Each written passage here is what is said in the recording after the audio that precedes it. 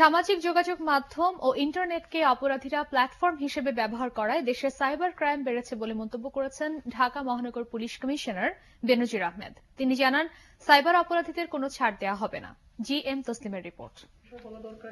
রাজধানীর একটি হোটেলে বৃহস্পতিবার সাইবার ক্রাইম প্রতিরোধ বিষয়ক এক কর্মশালার উদ্বোধনী অনুষ্ঠানে ডিএমপি কমিশনার বলেন, সাইবার অপরাধীদের তৎপরতা দিন দিন বাড়ছে। এসব অপরাধ প্রতিরোধে পুলিশ সদস্যদের প্রয়োজনীয় প্রশিক্ষণ ও সরঞ্জামের প্রয়োজন। এরই মধ্যে ঢাকা মহানগর পুলিশ সাইবার অপরাধীদের নিয়ন্ত্রণে আনতে বিভিন্ন পদক্ষেপ হাতে নিয়েছে, যার মাধ্যমে এই অপরাধের সাথে জড়িতদের আইনের আওতায় আনা সম্ভব। বিশেষ করে আমরা দেখছি ফেসবুকের মাধ্যমে এই যে আমাদের টিন এজ মেয়েদেরকে, নারীদেরকে বিশেষভাবে হ্যারাস করা হচ্ছে।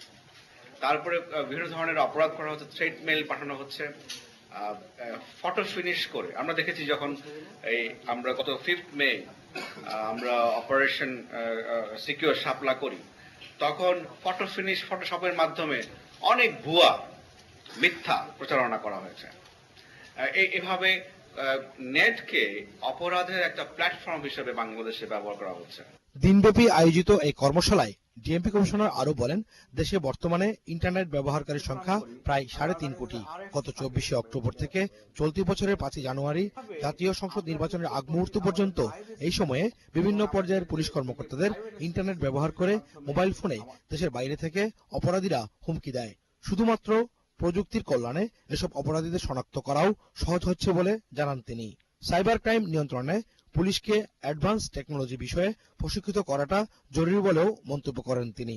গত 24 অক্টোবর সমস্ত অফিসারকে অনবরত অশ্লীল এবং থ্রেটেনিং মেসেজ পাঠানো হয়েছে বিদেশে ওয়েবের মাধ্যমে। বিস্ময়কর টেকনোলজি ব্যবহার করা হয়েছে পুলিশকে থ্রেট করার জন্য, হুমকি দেওয়ার জন্য, ভীতি দেখানোর জন্য। ঢাকা মহানগর পুলিশ মনে করে যে এখনই সময় সেই চ্যালেঞ্জকে মোকাবেলা করার জন্য আমাদেরকে প্রস্তুত হতে হবে। ইনসাইড বাংলাদেশ ফাউন্ডেশন আয়োজিত এক কর্মশালায় 20 জন পুলিশ সদস্য অংশ নেন। GM Taslim, ATN Bangla, Dhaka.